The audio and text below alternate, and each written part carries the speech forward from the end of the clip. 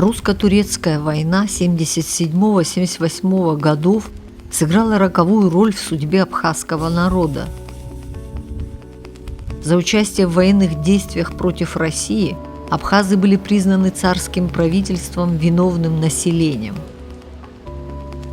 Им запрещалось жить в городе Сухум. До 75 тысяч абхазов покинули родину и переселились в Турцию. На опустевшие абхазские земли хлынули колонисты, и среди них были богатые греки, коммерсанты, и евреи, армяне и представители других национальностей. В это время в Сухуме проживали не только русскоподданные, но и подданные Швеции, Франции, Германии. В прибрежной полосе началось интенсивное строительство домов и вилл, церквей и школ.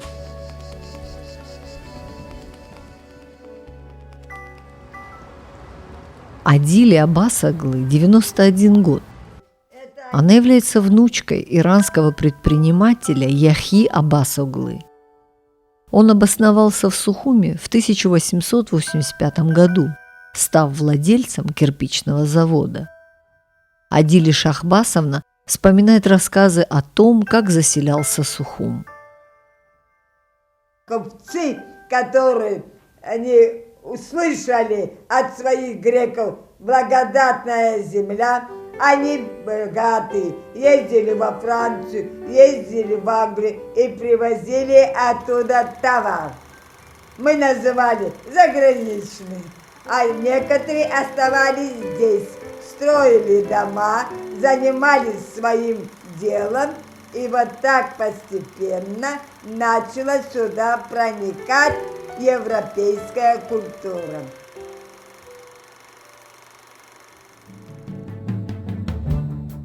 13 апреля 1870 года все газеты мира спешили сообщить своим читателям сенсационную новость. Накануне был торжественно открыт первый трансконтинентальный телеграф.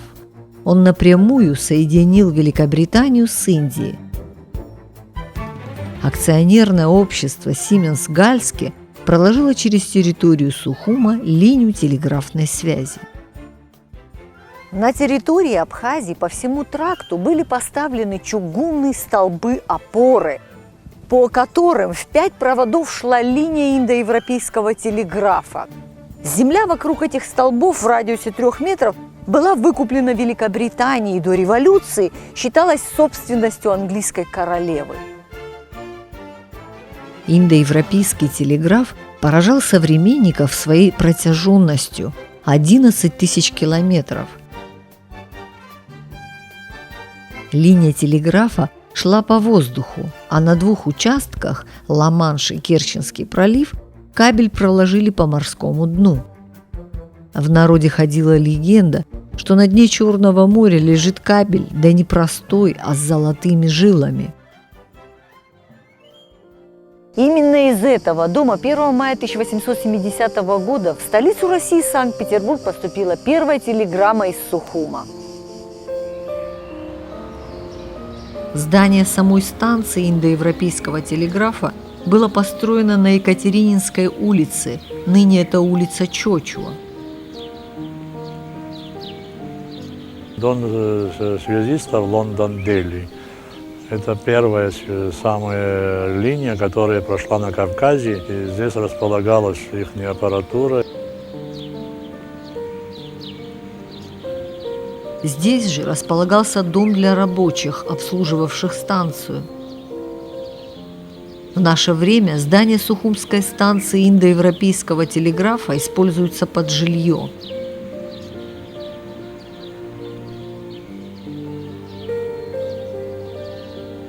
Вы знаете, когда после войны 3-й этаж загорелся, мы, спасая дом, я горжусь этим, кстати, вылили 40 тонн воды, и при этом со 2-го на 1-й этаж ни одна капля воды не прошла. Это, представляете, какое качество пола, стенки, как это было построено.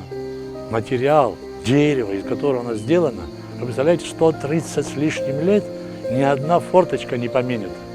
До сих пор эти окна, двери тогда повешенные, сделанные, до сих пор служат.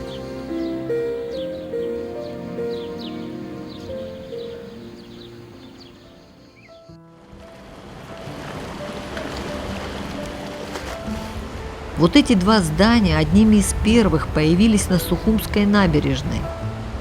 Первый двухэтажный дом принадлежал Сухумскому агентству Русского общества пароходства и торговли. Здания эти прямо у моря располагались, и здесь же у них были два причала. У каждого свой причал был. Грузовые. Эти причалы буквально до последнего времени они сохранялись, здесь еще столбы эти оставались. К сожалению, они не сохранились, были небольшие грузовые причалы. То есть здесь были на первом этаже склады, на втором этаже были агентства.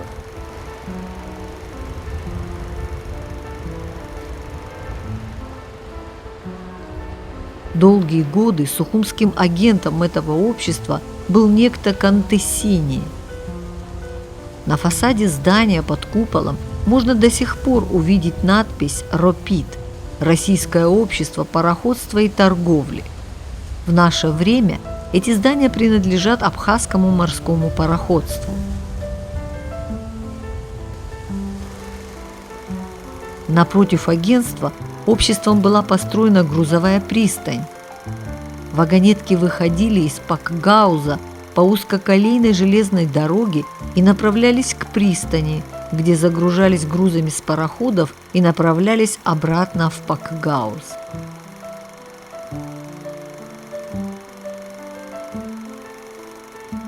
Что обычно привозили и что увозили из Абхазии? Все что угодно. Отсюда вывозили массу всего, но самый главный был вывоз, это, конечно, табак. Табак абхазский по всему миру уезжал отсюда, в Америку даже уезжал. Но тогда были обработчики этого табака греки.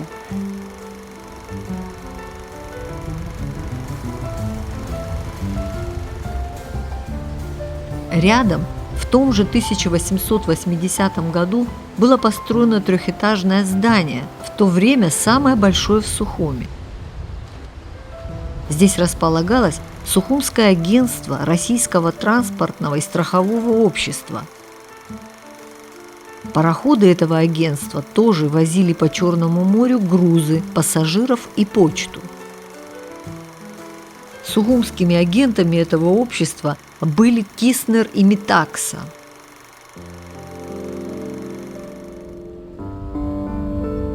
За Сухумской крепостью вдоль набережной было построено двухэтажное здание, в котором размещалась Сухумская почтово-телеграфная контора.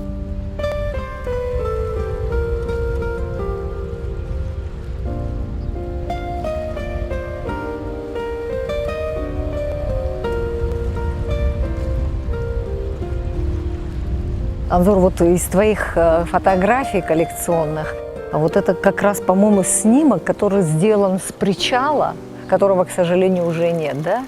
Да, это почтовый причал. В этом месте располагалась почтово-телеграфная контора, построенная во второй половине XIX века. Контора имела свой причал морской. С моря прибывали, значит, пароходы Русского общества пароходства и торговли, почтово-пассажирские, и привозили почту для сухумцев. Ну, вот так попадала, значит, почта сначала в контору, а потом почтальоны разносили газеты и корреспонденцию.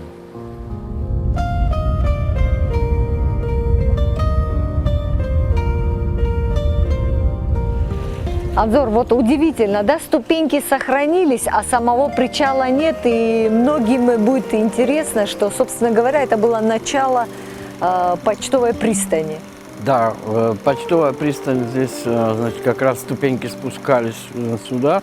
Пароходы здесь, значит, приплывали сюда, стояли на рейде, лодки заходили прямо на причал, а отсюда уже туда переходили в само здание, переносили эти сундуки туда. Вдоль всей набережной был построен каменный парапет, защищавший от морских волн.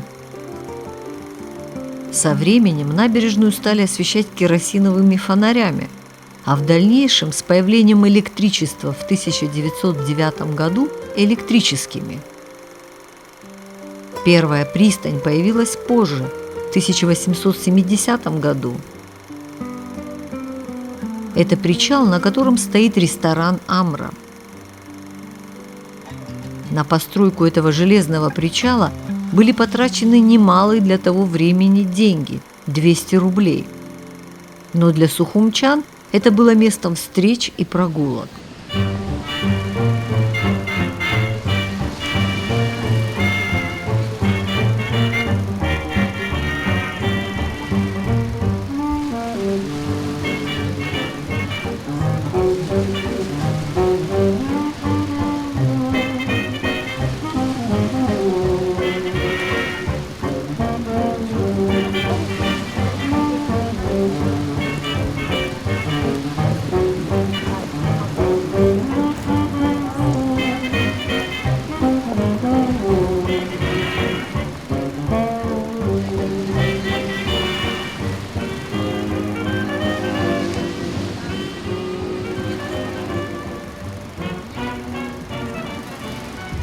На пристани стояли две деревянные будки Русского и Российского общества пароходства и торговли для продажи билетов пассажирам.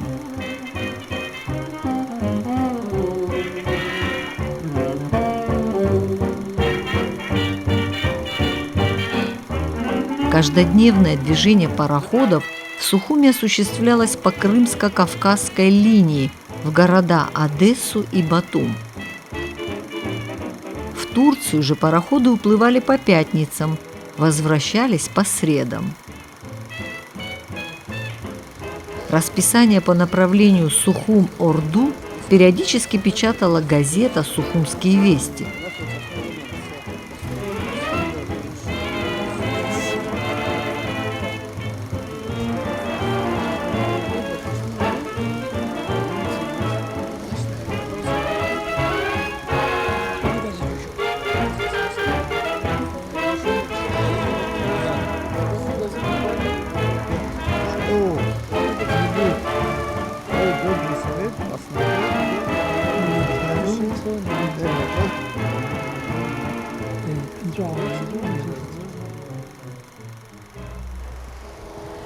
Сообщение с пароходами происходило на лодках. С каждого пассажира взималась плата 15 копеек. Место для багажа было бесплатным.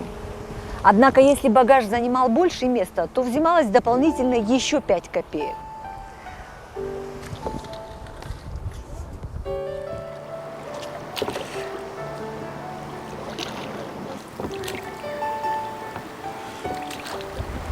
На пристани пассажиров поджидали носильщики, которые за 15 копеек доставляли багаж до ближайшей гостиницы или фаэтона.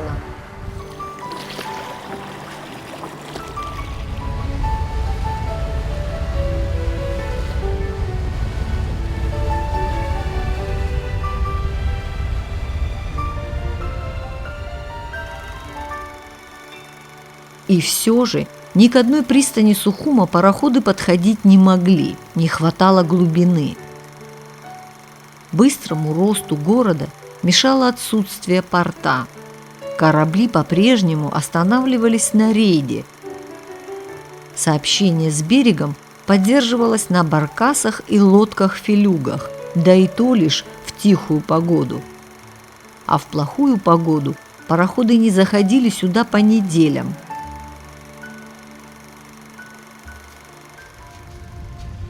И только в 1928 году был построен нынешний порт.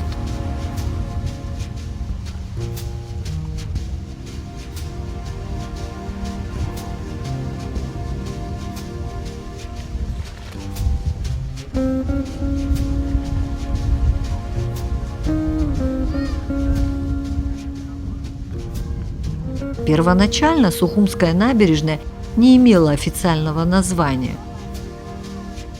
И лишь в 1864 году, после упразднения Абхазского княжества, она получила название Михайловская в честь наместника на Кавказе князя Михаила Николаевича Романова. В 1912 году она была переименована в набережную имени Руставели. С 1994 года эта прибрежная улица именуется набережной Махаджиров в память о депортированных в XIX веке в Турцию абхазов.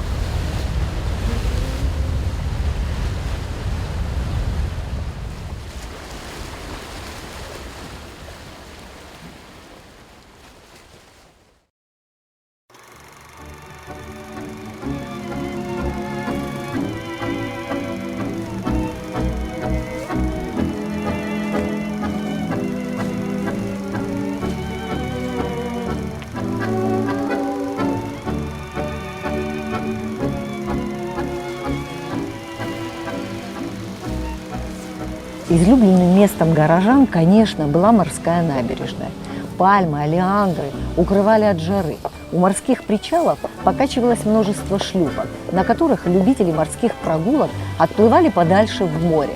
Кругом стояли турецкие кофейни, чайные, духаны. Играла музыка, было очень оживленно и шумно.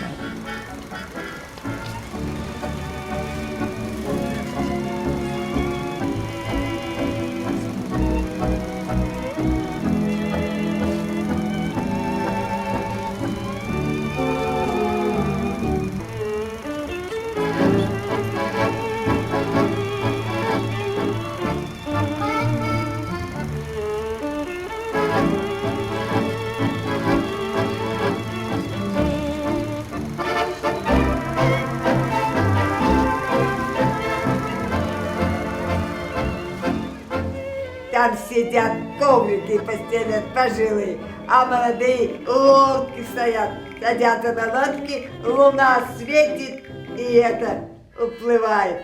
Там поют, и здесь поют, и здесь гуляют, громко говорят, смеются.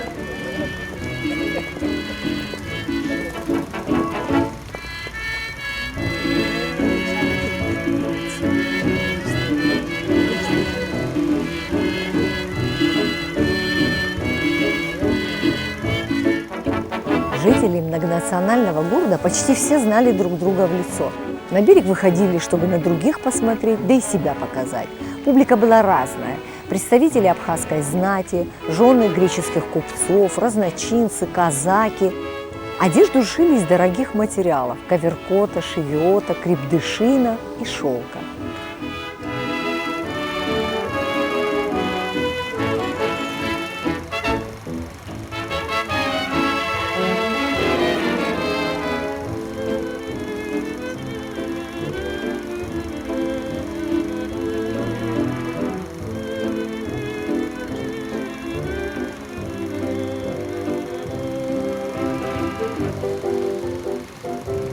А так строго одевались.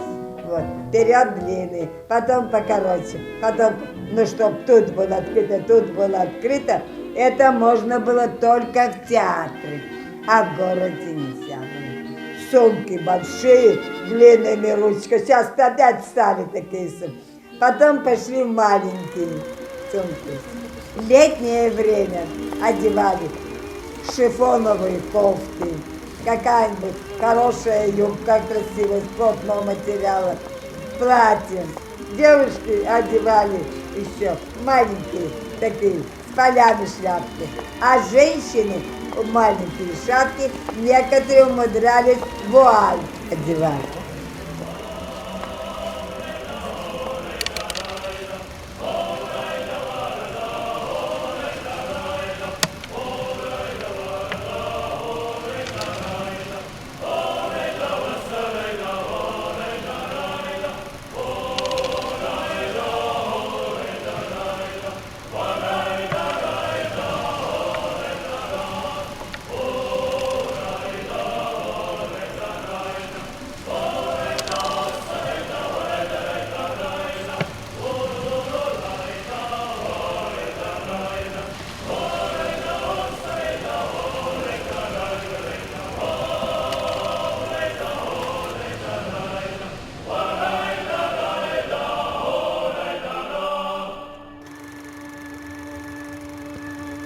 Экономика Сухума продолжала расти. Главной статьей дохода в тот период был, конечно, табак. Табак Самсун и Трапезунд, вывезенный из Турции, хорошо прижился на абхазской земле и выгодно отличался своим ароматом от прочих сортов. Греки, армяне, турки разбивали табачные плантации и строили табачные фабрики. Абхазский листовой табак начал славиться повсюду, и в Сухумский порт за табаком стали заходить корабли из разных стран.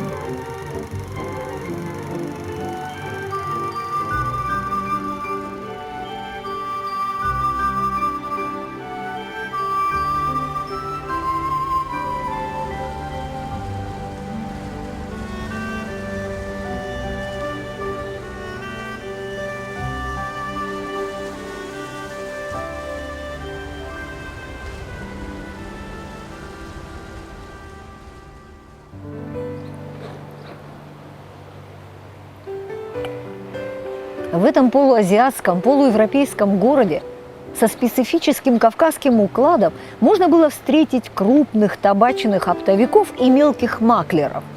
По рассказу сухумских старожилов, в наш город в молодости в качестве мелкого маклера приезжал муж Жаклин Кеннеди, Аристотель Онасис. Сухум в то время дышал буквально табаком. Разговоры о табачной торговле велись не только в сухумских конторах, но и в кофейнях.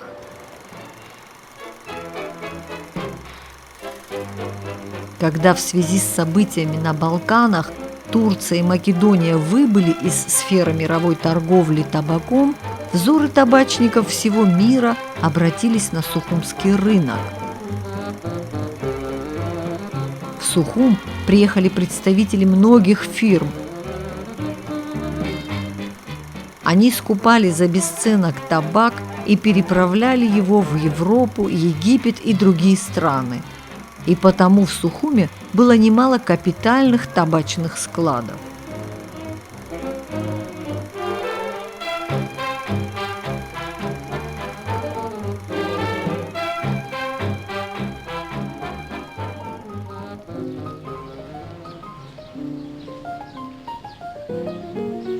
Наше прошлое. Нужно ли ворошить старые фотографии, сдувая с них пыль времени?